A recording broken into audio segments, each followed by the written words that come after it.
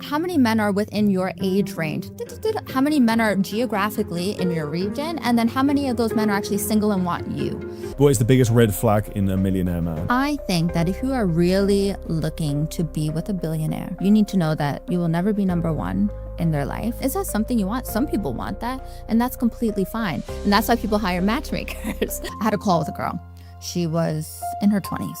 And this particular client, he's self-made billionaire. Basically, she was just telling me like, okay, I would only date somebody if they're a billionaire. And I was like, great. Oh my gosh, I can put you on a date with this guy. And there was like one other thing, quote unquote, wrong with him. And she said no.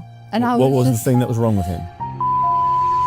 Now, I'm not going to sound like Stephen Bartlett, but I know a lot of people coming onto our podcast and who are not subscribing, but still enjoying the content. If I have one small ask from you, it's please hit the subscribe button. It'll help us a lot. So you're originally from New York, the US, and you moved all the way over to Abu Dhabi and Dubai, and then became a millionaire and billionaire matchmaker.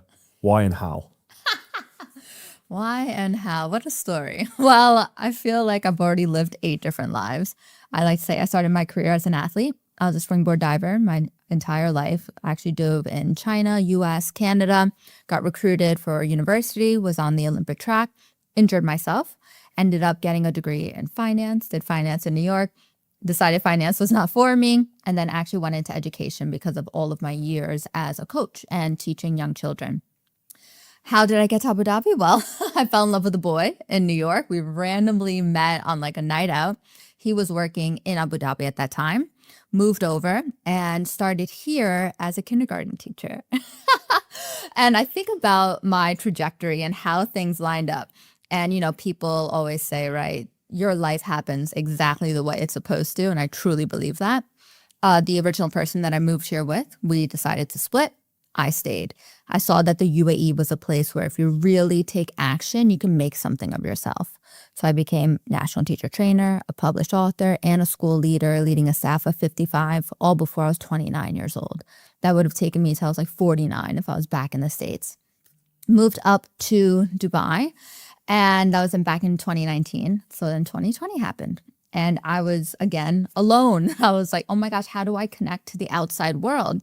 And I decided to use dating apps.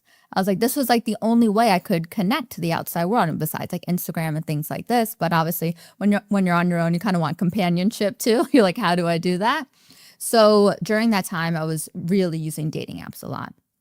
And I decided to start an Instagram account called Dating in Dubai, where I was documenting my experience dating in lockdown, post-lockdown. I made it my mission to actually date the entire map, because in Dubai, there's over 200 nationalities represented here. And I said, why not figure out what I actually want in a partner by dating people from all different parts of the world and different upbringings, different backgrounds. I had a blast with it. It gained popularity. But what I learned from that account was that people hated dating in Dubai. And I was shocked because I was like, the most interesting, dynamic, ambitious people I had ever met have all been living in the city, men and women. So that's essentially like how I basically just had this idea growing up watching Millionaire Matchmaker. I said, there are no matchmakers here. Why not? In a city where people outsource everything, why aren't people outsourcing their love life? And then I just put it out there. I started collecting people in a database and then just said, hey, if you know anybody who would find value in this service, let me know. And that's basically how I became a matchmaker. If I'm a multimillionaire, billionaire guy who lives in Dubai, Dubai has more attractive women than probably any city in the world who are looking for a guy with money. Yeah. Why would I need someone to help me to solve that problem? You need us exactly for that reason. So a lot of our clients come to us because they are extremely high profile. They're very Googleable. And what they end up having, trouble with is finding somebody who's genuine and has the same goals as they have, right? So the clients who come to us are really looking for a long-term relationship, whether that's a marriage or a partnership or to start a family. And when they come to us, they know that not only will they have access to a database of over 50,000 exceptional women worldwide, but it's us who is doing the interviewing, the vetting, making sure that you two have alignment before we even set up your date so that you're not wasting time. And because of a lot of our clients are very well known, we actually don't reveal the identity of the client to the girls that we're introducing them to until it's like a confirmed date for them to meet. And some clients ask to not even say their names as well, because they want to make sure that the person who they're going on a date with has the same alignment as them and maybe doesn't have like an ulterior motive. So what's in it from the women's perspective to be lined up into the service? Yeah. So women are free to join our network. A lot of the women find me because they either heard me on socials, covers of magazines, podcasts, radio, and or their friends have had a successful relationship through us. So with my agency, I have never, ever done outbound, ever. All of our clients come in through referral or like, I'm because I'm in over 350 media mentions. People find me on the internet, find me on ChatGPT.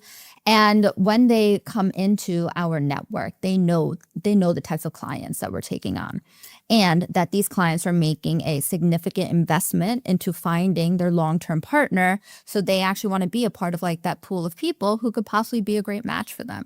Quick interjection to today's podcast.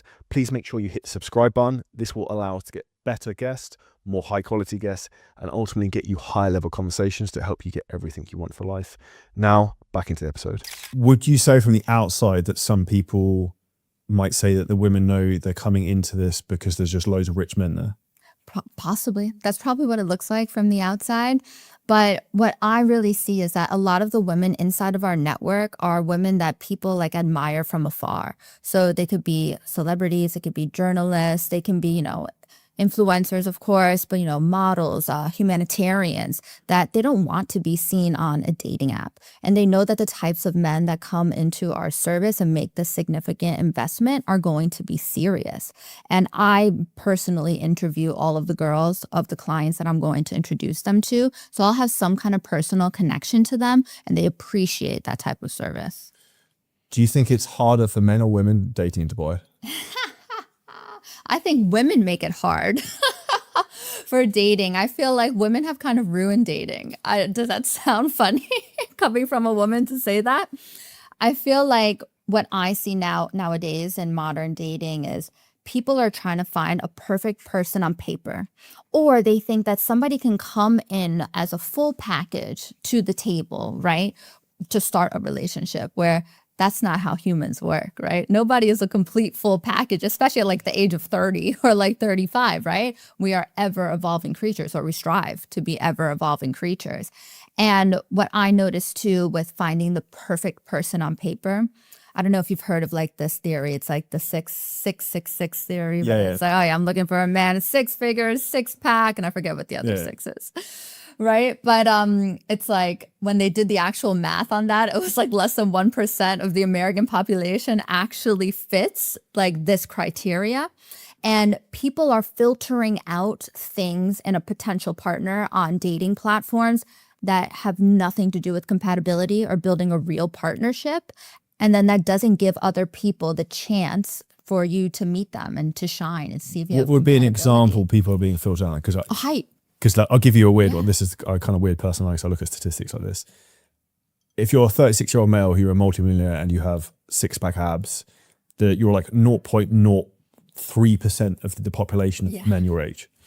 But like that's almost like what every woman is trying to find, but there is so few for that, which is probably where you're saying in terms of like, I didn't make the 6 foot thing, unfortunately, if I wear big shoes maybe, but I think that's probably where some people probably have ambitions of things that aren't maybe out there statistically. Yes, that number one. But then also what I think people are missing in dating too is, have they taken the time to reflect that, let's say this person who is the 6 foot, 6-pack, 6-figure person, are they looking for you? Like, have you done that reflection of like, would I be somebody who would be a good fit for this person? Do we lead similar lifestyles? Like, even if you think about fitness, right? I'm sure this person that's a very hard part of their routine and they're probably extremely disciplined. Are you somebody who would match what they need in their life, right? And when people have these very high expectations of like, my partner needs to be X, Y, Z, but it's like, why? Why is that something that's important to you? And maybe they've never taken the time to actually reflect on that and be like, well, would that be a good fit for me? Somebody who is this. And I'll give you a perfect example. I recently, this happens more in the States than it does here, actually. But I had a call with a girl. She was in her 20s. And this particular client, he's self-made billionaire, like literally a self-made billionaire. And he's about 38, something like this. And anyway, I was talking to her.